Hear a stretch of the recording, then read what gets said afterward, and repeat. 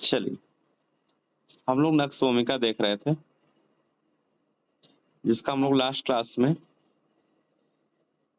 इसके मेंटल्स के बारे में हम लोगों ने देख लिया था। अब हम इसके कुछ जनरल्स और पर्टिकुलर के बारे में देखेंगे। जैसे नक्श भूमिका का थर्मल चिली है, ठीक है। खाने पीने में वैसे मैंने कल बात कर दिया था, इसको स्टिमुलेंट्स पसंद है, जैसे कि स्पाइसी चीजें इसे ज्यादा पसंद है, टी, कॉफी। उसके बाद से अल्कोहल, नशेड़ी में जितनी भी चीजें आती हैं, alcohol, tobacco, wine, cigarette, smoking, सब कुछ इसको पसंद है, ठीक है। नींद जो है इसकी जो है, सुबह के टाइम में नींद खुल जाती है 3 से 4 बजे के आसपास। फिर जल्दी नींद नहीं लगती, उसके बाद से लेट से नींद लगती है, फिर सुबह जल्दी उठ नहीं पाता है। मतलब 3-4 बजे नींद खुल जाएगी, फिर 5-6 बजे तक लगेगी नहीं, फिर 6 बजे के आसपास लग जाएगी, उसके बाद से ज्यादा देर तक सोएगा। खैर, पर्टिकुलर में बात करें अगर, नक्श भूमिका की 3-4 जगह ऐसी एक्शन है जिसको आपको याद रखना ही पड़ेगा। सबसे पहले इसकी हम जीआईटी कंप्लेन के बारे में बात करेंगे। नक्श भूमिका का कोई भी चीफ कंप्लेन हो, साथ में जीआईटी कंप्लेन जरूर होगा, इस चीज का ध्यान रखिएगा। 80% केसेस में, क्रोनिक केसेस में, एक्यूट की बात नहीं कर रहा हूँ, क्रोनिक की बात कर रहा हूँ मैं, 80 to 90% अगर कोई चीफ कंप्लेन हो, साथ में जीआईटी कंप्लेन होगा। अगर जीआईटी ही चीफ कंप्लेन है तो बात ही अलग है। नक्श भूमिका को हम लोग यहीं से एंट्री पॉइंट मारते हैं। एक ये भी है कि आप केस बता रहा है पेशेंट, ये दिक्कत है, आप देख रहे हो हेडेक है कॉन्स्टिपेशन के साथ, menses too early too profuse है कॉन्स्टिपेशन के साथ, या फिर XYZ कोई भी दिक्कत है कॉन्स्टिपेशन के साथ, या फिर डायरिया के साथ, या फिर गैस वगैरह बन रहा हो लीवर से रिलेटेड, ठीक है। तो एज कॉमन चीजें हैं जो पाई जाती हैं। तो वन बाय वन करके हम बात करेंगे। जीआईटी में अगर हम बात करें तो आपको पता है कि जीआईटी में 2 चीजों पे, एक तो कॉन्स्टिपेशन, एब्यूज होता है, यूज नहीं होता नक्श भूमिका का। दूसरा है डायरिया, ठीक है। मतलब कोई बंदा अगर नई नई आप हैं या फिर ऐसे हैं, तो किसी ने कह दिया कि स्टूल मोशन नहीं पास हो रहा है, आपके पास एक ही ऑप्शन रहता है, जैसे लगता है नक्श भूमिका, और इसको आप देते हैं। लेकिन ऐसा नहीं है, आप ऐसा नहीं करिए। सिम्टम्स हो तो दीजिए, नहीं तो मत दीजिए। पैलिएटिव ट्रीटमेंट नहीं करिए, क्यूरेटिव ट्रीटमेंट करिए। मतलब घर घर में नक्श भूमिका है। लोग क्या करते हैं, जो लोग तो नक्श भूमिका 200 के डेली लेते हैं, रात में सोते टाइम किसी ने बोल दिया रोज खा रहे हैं। इतनी डीप एक्टिंग मेडिसिन है, इसको रोज खाने की जरूरत नहीं है। खैर, हम आपको बता दें कि कॉन्स्टिपेशन नक्श भूमिका का जनरली जो है इर्रेगुलर पेरिस्टाल्टिक एक्शन की वजह से होता है। यानी जो इंटेस्टाइन है वो सही से पेरिस्टाल्टिक मूवमेंट नहीं करती है, उसके वजह से इसको बार बार ऐसा लगता है कि अभी और स्टूल पास होगा, कभी भी ये सेटिस्फाइड नहीं होता है। ये दोनों बात के लिए है, यानी डायरिया में भी ये अप्लाइड होगा। ये जब स्टूल लगता है इसको, ये अर्जिंग करने जाता है, तो ऐसा लगता है स्टूल इसका वापस से चला गया। वो ब्राइनिया की तरह जो है सूख नहीं गया है। ब्राइनिया का कॉन्स्टिपेशन, नक्श भूमिका का कॉन्स्टिपेशन अलग अलग है। ब्राइनिया में जैसे कि आपको पता है कि डाइजेस्टिव जूस के सिक्रीशन में गड़बड़ी होने की वजह से बंदा कॉन्स्टिपेटेड हो जाता है ब्राइनिया में। यानी डाइजेस्टिव जो जूस है, इंटेस्टाइनल सिक्रीशन है, उसकी कमी की वजह से अगर किसी को कॉन्स्टिपेशन हो रहा है, तो उसका स्टूल हार्ड होगा, ड्राई होगा, नॉटी होगा, और ऐसा लगेगा जल गया है, बर्न। That's on Bryonia.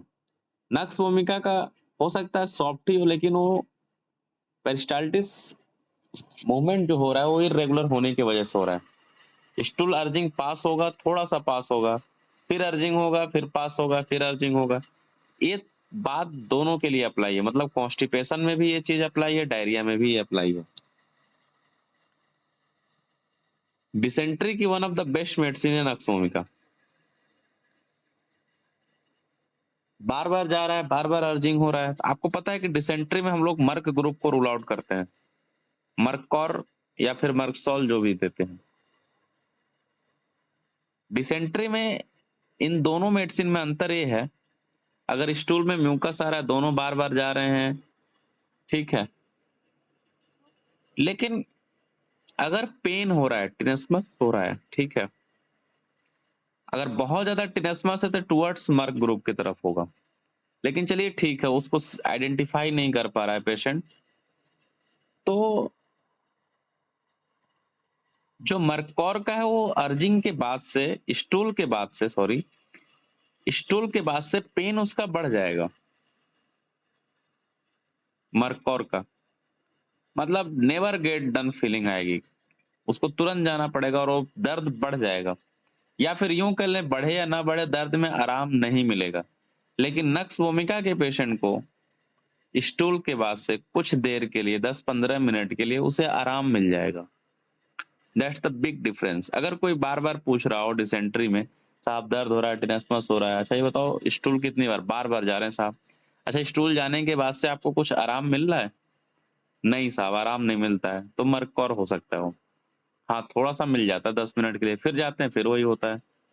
तो ऐसे कंडीशन में आप मर्कसॉल, सॉरी, नक्स वोमिका आप सोचेंगे, ठीक है। तो इस चीज का ध्यान रखिएगा कि नक्स वोमिका का जो कॉन्स्टिपेशन है वो पेरिस्टालसिस मूवमेंट न होने की वजह से, न होना का मतलब ये नहीं कि बिल्कुल बंद हो गया, मतलब इर्रेगुलर होने की वजह से होता है। यही कंडीशन डायरिया में भी होती है। डायरिया में जनरली आप नहीं सोचते हैं, लेकिन nux vomica is one of the best medicine for diarrhoea. Satisfaction नहीं मिलता, उसको बार बार जाना पड़ता है। तो ऐसे कंडीशन में आप सोचेंगे। तो जीआईटी कंप्लेन में हमेशा नक्स, कोई जरूरी नहीं है कि उसको नक्स ही दें। अब दूसरी चीज देखिए, जीआईटी से अगर बाहर निकलते हैं, nux vomica is the one of the best medicine for headache. अगर कॉन्स्टिट्यूशनली मिल जाएगी तो आप इसको सोच सकते हैं। जैसे देखिए, इसको सर दर्द होगा और साथ में जीआईटी कंप्लेन होगा, जीआईटी में लीवर भी आ जाएगा और इंटेस्टाइनल यानी कॉन्स्टिपेशन वगैरह होगा, ठीक है। तो अगर किसी को पेशेंट कह रहा है साहब जब मैं कॉन्स्टिपेटेड होता हूं तभी मेरा सर दर्द करता है, ठीक है, या फिर जब मुझे पाइल्स एग्रीवेट करती है, अब जीआईटी में पाइल्स भी आ जाए, जब पाइल्स एग्रीवेट होती है तभी मेरा सर दर्द भी करता है, कोई ना कोई एब्डोमिनल प्रॉब्लम के साथ इसका कनेक्शन रहता है हेडेक का।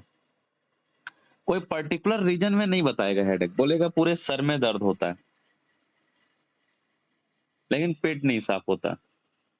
बाकी इसके अलावा जो एग्रीवेशन है उसका एग्जर्सन है, मेंटल एग्जर्सन है, ठीक है, इरिटेशन से होगा, चिड़चिड़ापन होगा तब भी उसका सर दर्द बढ़ जाएगा, है ना, कॉफी वॉफी ज्यादा पी लेगा तब भी इसको सर दर्द होने लगेगा, ठीक है, धूप में चला जाएगा तब भी होगा, लाइट से, नॉइज से, हर एक चीज से। लेकिन मेन जो उसका कनेक्शन रहेगा वो कहीं ना कहीं जीआईटी से रहेगा उसका कनेक्शन। तो ऐसे कंडीशन में हम लोग नक्स वोमिका भी सोचते हैं। इसका हेडेक बहुत लंबा चौड़ा, अगर आप हेडेक के लिए, अगर आप सारी दवाइयां आप फेल करेंगे तो एक बार देखिए कहीं पेशेंट नक्स तो नहीं ना है। मेंस्ट्रुएशन के दौरान, कॉन्स्टिपेशन से, पाइल्स से, ओपन आई से, मतलब हर तरीके से है। डॉक्टर नेस ने इस पे बहुत एम्फेसाइज किया है, लेकिन हम लोग सोचते नहीं है, थोड़ा सा इस पे ध्यान दीजिए। तीसरी कंडीशन है बैकएक में। जब बैकएक की मैं थेरेपेटिकली क्लास ले रहा था तो वहां भी मैंने बताया था, बेड में करवट बदलने में इसको बड़ी दिक्कत होती है, ठीक है।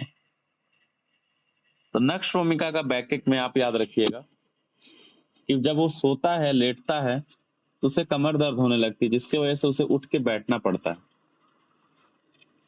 उठ के बैठने से उसे आराम मिलता है, just reverse to cobalt mate. आपको पता ना, कोबाल्ट में बैकएक बैठने से एग्रीवेट होता है, लेटने से आराम मिलता है, लेकिन इसमें ये मामला उल्टा है। तो बैकएक में याद रखिएगा कोई भारी सामान अगर उठा दिया झटके में, है ना, और उसके वजह से कमर दर्द हो रहा है, तब भी आपके पास एक ऑप्शन नक्स भूमिका है। हैवी लिफ्टिंग के बाद से अगर किसी ने बैकेक होने लगा, खास करके वो नीचे की तरफ लंबर रीजन से और उसके भी नीचे, तो उस जगह पे हम लोग नक्स भूमिका सोचते हैं। तो कोबाल्ट मेड का बैकेक लेटने से आराम मिलता है, जबकि नक्स में सच नहीं है। ठंडी हवा चलने से, मॉर्निंग में जब सो के उठता है तब, इन सब जगहों से जो है आप नक्स भूमिका सोच सकते हैं। ठीक है। अगर किसी ने भारी सामान उठाने से अगर हो रहा है, जैसे जनरली आप रस्टॉक सोचते हैं, लेकिन अगर भारी सामान उठाने से अगर किसी का बैकेक होने लगा, जैसे कोई हाथ ऊपर किया और ऊपर छज्जे पे कोई सामान रखा हुआ, हाथ ऊपर करके उठाया और उसको पता नहीं था कितना भारी था, पर पूरा लोड आ गया हाथ पे, उसके बाद से बैकेक होने लगा, तो ऐसे कंडीशन में हम लोग नक्स सोचते हैं। एक्सट्रीमिटीज में एक और कंडीशन है पार्शियल पैरालिसिस में। इसका केस तो मैं कई दफा देखा हूं। पार्शियल पैरालिसिस हो अगर एक्यूट कंडीशन में, खास करके पैरों में, इस कंडीशन में भी आप नक्स भूमिका यूज कर सकते हैं। कोई उठ नहीं पा रहा हो, चल नहीं पा रहा हो, सेंसेशन है, छू रहा है, उंगली घुमा पा रहा है, लेकिन उठ के चलने में बड़ी दिक्कत हो रही हो, तो ऐसे कंडीशन में आप नक्स सोच सकते हैं। डॉक्टर बोरिक में पढ़िएगा जाके, ये सारी चीजें लिखी हुई हैं। तो एक तो इसका जीआईटी कंप्लेन, दूसरा हेडेक, तीसरा बैकएक एंड पेरेसिस में। स्पाइनल कॉर्ड पे भी, ये माइलाइटिस वगैरह में भी इसका एक्शन अच्छा है। ठीक है। अगर किसी ने ओवर ईटिंग कर लिया हो, खास करके स्पाइसी चीजें, उसके बाद से अगर उसको फूड पॉइजनिंग या फिर कुछ भी हो गया, तो इस कंडीशन में भी हम लोग नक्स भूमिका सोचते हैं। अगर ऑयली चीज खाया है तो हम लोग पल्सेटिला सोचते हैं, अगर स्पाइसी चीजें खाया है तो नक्स भूमिका सोचते हैं। नक्स भूमिका को आ, अगर साथ में ड्रिंक किया हो, ऑयली चीज ही खाया हो या स्पाइसी चीज खाया हो, साथ में ड्रिंक किया हो, उसके बाद से उसे कुछ होने लगा, तो फिर नक्स सोचेंगे।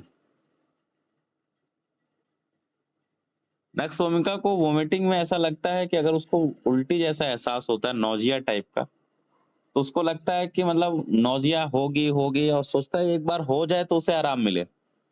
बहुत कोशिश करता है, बहुत ज्यादा कोशिश करता है, और सोचता है कि एक बार उल्टी हो जाए, एक बार उल्टी हो जाए, लेकिन होता नहीं है जल्दी। और सच में अगर एक बार हो जाएगा तो उसे आराम मिलेगा, पर होता नहीं है। बार बार नौजिया नौजिया नौजिया, कोशिश करेगा उल्टी करने की, लेकिन उल्टी होगा नहीं, वोमिटिंग होती नहीं है। तो ऐसे कंडीशन में हम लोग जो है सोचते हैं। ठीक है। तीसरी, चौथी, जो भी कंडीशन हो आगे लिखते जाइएगा आप लोग। फीवर में अगर किसी को चिल के साथ फीवर आ रहा है, कपकपी के साथ फीवर आ रहा है, और कंबल पे कंबल ओढ़ने की इच्छा हो रही है, चिलनेस है, हाई फीवर है, आप नाप रहे हो 101 102 बुखार है, आपको लगेगा इसमें तो बॉडी टेम्परेचर बढ़ा हुआ होना चाहिए, और वाकई में स्केल में बढ़ा हुआ आ रहा है, लेकिन पेशेंट को चिलीनेस फीलिंग हो रही, चिल हो रहा है, और टच करके देख रहे हो पूरा गर्म है, लेकिन उसको बोल रहा है कि नहीं मुझे ठंड लग रही है, मुझे कवर करो कवर करो। जैसे ही अनकवर हो रहा है, तुरंत कपकपी शुरू हो जा रही है। जनरली ये मलेरिया वलेरिया के केस में होता है। ऐसे कंडीशन में नक्स भूमिका काफी अच्छा काम करती है। ठीक है। तो बैकएक हो, साथ में कोई भी जीआईटी कंप्लेन हो, या भारी सामान उठा लेने से बैकएक हो रहा हो, बैकएक के साथ पाइल्स में भी जैसे एस्कुलस है उस तरह से इसमें भी है, लेकिन दोनों की मोडलिटीज अलग अलग है। तो बैकएक में बैकएक के साथ पाइल्स हो, हेडेक हो जीआईटी कंप्लेन के साथ, नौजिया वगैरह के साथ, ठीक है, इन सब चीजों से आप सोच सकते हैं।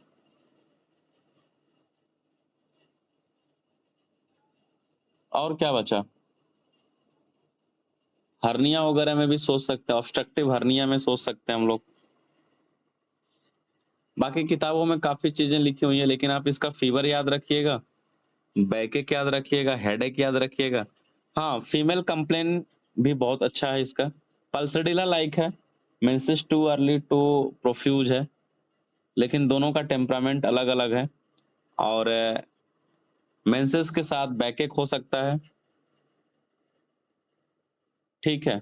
बहुत ज़्यादा ब्लीडिंग हो रही है तो पेरिनियम में दर्द होता है, उसको लगता है कुछ नीचे आएगा, लिलियम टिक की तरह सिम्पटम आते हैं, लेकिन ये पेशेंट बता नहीं पाती है। बशर्ते आप इतना रखिएगा कि अगर इरिटेबल नर्वस पेशेंट हो, थोड़ा-सा गुस्सैल हो और मेंसेस जल्दी-जल्दी आ रहे हो तब भी आप नक्स सोच सकते हैं। ऐसा नहीं है कि नक्स मेल रेमेडी है, फीमेल भी हो सकती है आज के डेट में तो और।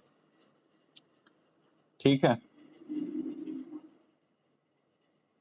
तो बस कोराइजा वगैरह भी है, वो देख लीजिएगा आप लोग। मेन-मेन चीज़ें मैंने बता दिया, अब आप लोग जोड़ दीजिए।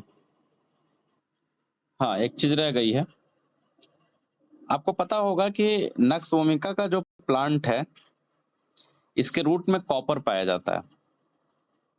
इसलिए nux vomica one of the best medicine है फॉर कन्वर्जेंस स्पाज़्म की। ये रह गया था, ठीक है?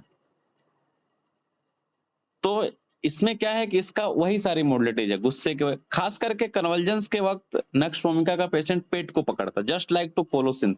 मतलब कोलोसिन में कन्वर्जेंस नहीं है, लेकिन कोलोसिन की जो मॉडलिटी है बेंडिंग अप, उस तरह का पेशेंट करने की कोशिश करता है। कन्वर्जेंस में पेशेंट आगे की तरफ झुकने की कोशिश करता है, पेट पकड़ के। और खुद पेट पकड़ रहा है ठीक है, लेकिन दूसरा कोई पकड़ लेगा ना, यानी टच करेगा ना, स्लाइटेस्ट टच से भी उसका कन्वर्जेंस एग्रीवेट हो जाता है।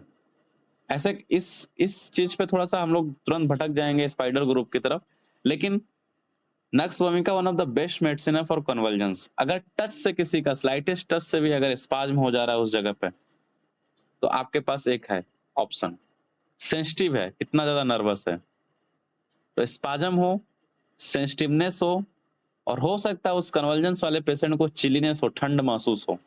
तीनों अगर एक लाइन में आए, कौन-कौन से? स्पाज़्म, सेंसिटिव यानी कि टच से नर्वस टाइप का और साथ में चिलीनेस, ठीक है? अगर एक कंडीशन मिल रही है तीनों एक साथ, तो आपके पास नक्स वोमिका एक ऑप्शन है।